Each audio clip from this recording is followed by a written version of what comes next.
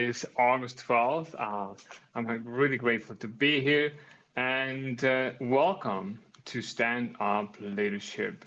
This is a short session, as always. The purpose of us being here, if you're first time here, Stand Up Leadership sessions or quickly stand up sessions for every week for you to get a kind of a weekly insight into how to effectively lead yourself, because it all starts with you. And today we're going to dive into a powerful topic of advanced decision making. And what does it really mean? You know, Napoleon Hill said he researched 500 and one of the most successful people at his time. And he concluded from his study and research that successful people make decisions always quickly, and they change them very often, while failures and people who and leaders who tend to fail make decisions very slowly and change them very often. And so that's one of the key elements here today is decision, and how do you make them? And so one question you want to ask yourself is, what is the decision that you are keeping right now open, that you already know you need to be making? You want to ask yourself that. And you know, there's a difference between decision versus indecision. Indecision is not actually neutral. Some people think it is, but it is not. And the thing with indecision, it creates internal conflict, right? Because when you don't decide, you're still making a choice, but you're choosing to keep the situation open. And so what happens, there's a word called ambivalence in English dictionary that describes that a person has similar feelings, different feelings to the same objective. So internally, they go trying to pull two different directions, and it's not a very healthy place to be in. And so this is what the indecision really, or even procrastination, this is what it really does to you. It's like poison. It's poison. It's really diluting everything inside you, and it doesn't deserve you. And so when you don't decide, you're still making a choice not to decide. And decision in itself starts to create order because you know where you're going. Indecision in itself creates internal conflict, like I said. And so two competing positions at the same time consume valuable mental energy that you could use for something else. And so we've all been in a place where we have conflicting thoughts towards the same objective. We think, should we stay or should we leave? Should we hire or not hire? Should we confront? Should we avoid?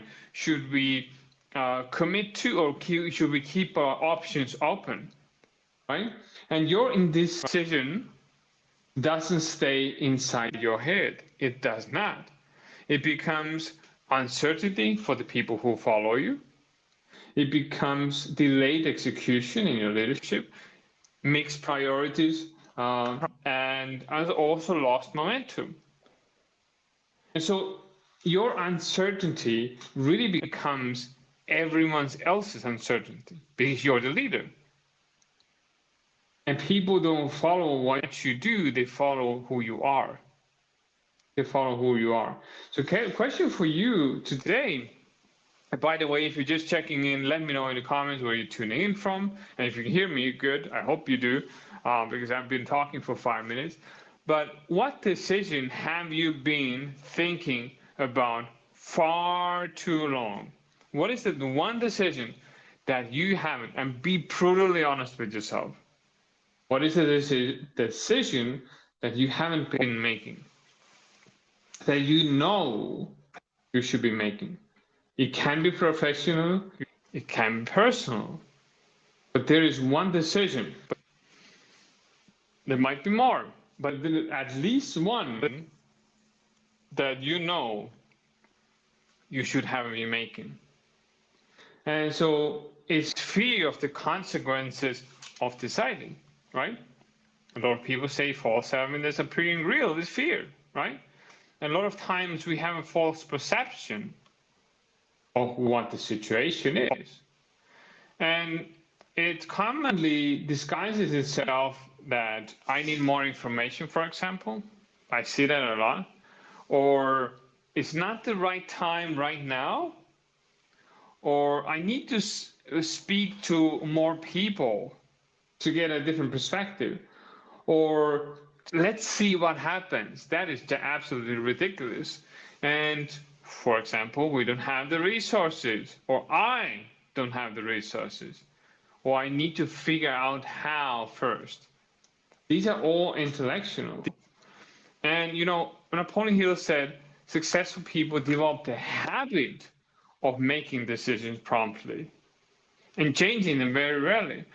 So you need to be in a place where you understand the difference between decisiveness and recklessness, because they are not equal. Decisiveness does not equal recklessness, because you still need good thinking. But there's a point where additional analysis will actually stop improving the decisions and starts actually protecting you from commitment. Think about it. Because if you continue and analyze, and what happens with people who overanalyze is the more questions they have will lead to more questions, that will lead to more questions, and they're going to be in this continual loop of not deciding, of indecision, because they're afraid of whatever reason. So here's the thing. There is a point where that additional analysis, sometimes it's important, get me right. You need to do your due diligence, you need to do your research, but you shouldn't get lost in it, right? And so ask yourself the question when you go to that place, because if you're an analytical person, there's nothing wrong with that, but ask yourself, am I gathering information or am I actually avoiding commitment? Am I gathering information or avoiding commitment? Because if you are not clear on that, most likely it's the first one. And that's a great leadership question for yourself. So you got to really decide, first of all, one key principle from decision making is decide right where you are with whatever you've got. And most people reverse this and they say, when I have the resources or the time or the right people, or if I feel right, I will decide. No, the principles decide, and then you will acquire the resources. Then you will figure out the how. Because now it's the only place you have. You don't have tomorrow, and yesterday is gone. Right? And so the principle is you will acquire resources when you make the decision. So now is the important nuance. This doesn't mean ignoring reality. I want to really be clear on that, because you have to be aware of where you are, right? But this means don't confuse the constraint with the decision. You can say we don't have the money yet. That's a fact. But we therefore cannot pursue this. That's a decision. But that is not the truth. You can pursue it, but your decision is that you will not, or maybe you will. So these are very different examples, and here's a great example from real life. President Kennedy, back then, didn't really know how America would get to the moon. And he decided where they were going. He decided we will be on the moon by the end of the decade. And the organization then had to solve how we will get there. But he made a decision first as a leader. And so don't demand a certainty in your life or in your leadership before you commit to anything. There will be no certainty before commitment. Commitment is what creates certainty. So what is it that you need to do in order to create certainty? You need to commit. You need to decide with where you are with whatever you've got. And sometimes the decision creates the conditions for the solution. It moves everything forward because you have been avoiding moving forward. A decision is, in essence, is really moving forward. So here's a key question for you. If how wasn't your problem yet, what would you decide today? If how wasn't your problem yet, what would you decide today? You see, vision always, the picture always becomes and received by the individual, is received by the individual always before the how. Vision is always before the how. And Steve Jobs said that you cannot connect the dots looking forward. You can always connect them and only connect them by looking backwards. Where you're going, how you're going there will not make sense to you in the beginning. People are really always wanting a new result while continuing to think from their existing mental frameworks. But if you continue to exist and think from an existing mental framework, mentality, you're going to continue to get what you're getting. Einstein said if you keep doing the same thing and expect a different result, it's called insanity. If you keep thinking the same way and expect a different result, you're insane. You are. Because that's not going to move you anywhere. It always starts with a thought. And so you can't really build a different future with constantly allowing your current circumstances, people, environment dictate what you actually believe is possible for you. You can't. It's not possible. And here's an important distinction for you. If you already know exactly how you're going to achieve something, that's a plan. It's not a vision.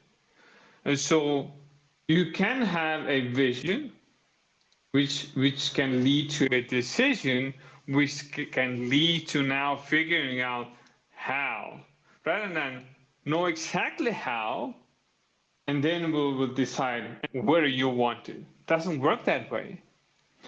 Let's play a game, for example, that you want to build $100 million company. The brain immediately says, how?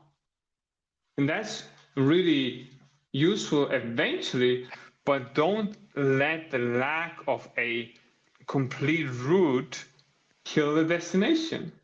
Like if you put in Google Maps, you put in the destination, you have a certain view on the app, right? You have certain amount of map that you see right now. That's your next kind of view as far as you can see on the phone. You can zoom out a little bit, but depending on the destination, you might not be able to see all the little milestones in between that you need to go through in order to get to a destination, right? And so that's the thing. You can make a plan now. It won't be perfect, but it will lead you to the next steps, and then become aware of how to get to the next destination. And same with Google. If you Google Maps, you put the destination in, and you see step by step exactly how to do it. So you don't have to figure out the how first. You don't have to map out every single step. You don't have to print out all the instructions. You can, by the way, in Google Maps, but you don't have to print out every turn and crook that you need to take with your car in order for you to get to a destination. You need to follow instructions as you go. Follow instructions as you go, because that will lead you continuing your success. And you can adjust. If there's roadworks, if there are mental blocks, if there's adjustments, you can adjust, right? And so it's not see the evidence first, but really I decide who I'm becoming as a person, as a leader, and what I'm pursuing, and then I will organize myself, my behavior, my mentality, my mindset, my attitude, my self-image around where I'm going. So are you letting today and your present reality really define what's possible tomorrow? Ask yourself, are you letting present reality define tomorrow? Present reality does not define tomorrow. It does not dictate who you are. It simply dictates who you were yesterday, because today is simply a reflection of who you were past weeks, months, maybe even years, but it does not dictate who you can become. So if being wrong for you, for example, means I'm a failure, it doesn't. But if you believe that, you will avoid making decisions. But being wrong actually simply means I made a decision, I learned something, and now I can adjust. You can move forward. There's an important distinction, because bad decision does not mean you are a bad leader. A bad decision can be always corrected. Indecision, on the other hand, cannot. And this is where really mature leadership comes in. You don't need to be certain. You need to be certain in your vision, but you don't need to be certain exactly how you're going to get there. But you need to be knowing that you will. Because you're the leader, and you need to be willing. So first step, you decide, then you act, then you learn along the way with whatever decisions you made, and then you adjust, you course correct when needed. And so I want you to really say this to yourself slowly. The goal isn't to become someone who is always right. It's really to become someone who is willing to decide. You have to be willing to decide. So see, here's advanced decision making. This is the final part, because you have to make some decisions in advance before you know everything. But if you go to a travel, we just took the Google Maps, but if you go on a vacation, you make a decision in advance where you're staying, what flight you're going to take. You make decision in advance in order for you to have a smooth journey to your destination. Same applies to everything in life. If you can make decision in advance, things will take care of themselves. A lot of things will. This is advanced decision making, but you do not have to wait until you're under pressure to decide. So you got to ask yourself, what behavior will I tolerate? And what is it that I won't compromise for? What kind of leader will I be under pressure? What do I say? Where is it that I say no to? And what is my strategic priority? When do I change course? And what do I no longer really choose to participate in? Because if you've already decided, you don't have to negotiate with yourself every single time. That's advanced decision making. Deciding in advance, ahead of time. And what decisions are, ask yourself, what decisions are you keeping open that you already know you need to make? Really key questions here today, because as you take this framework, what is it that I know? Separate facts from the noise. Second step is, what am I waiting for? Is it information? Is it money? Is it permission? Is it certainty? Is it courage? Third step, what would I decide if I don't need to know how yet? This is a breakthrough question for you. And number 4, what is the decision? Say it clearly, not I think, not I might, not I'm considering, instead, I decide. And fifth, because a decision without action is still an intention. It's a fantasy. So here are five core ideas for you to summarize what we talked about today. Indecision is not neutral. It creates internal and organization friction. Second, most information and more information isn't always the answer. Sometimes you're avoiding commitment with getting more information. Third, decide where you are with whatever you've got. Don't wait for the perfect circumstances. Number four, vision comes before complete certainty about the how. Decision creates the commitment. Commitment actually drives your action. And five, decisiveness is your identity. You don't need to always be right, but you need to be willing to decide, you need to be willing to act, learn, and adjust along the way. You don't need to know everything to make a decision, but you need to decide right now with whatever you've got, with where you are, and what you're willing to commit to. Question for you. Thank you for joining us. This was Stand Up Leadership, August 12th. Have a great rest of the day, and we'll see you next week. And if you haven't already, Eagle Mind starts this Friday. Registration is open. Link is in my feature text soon.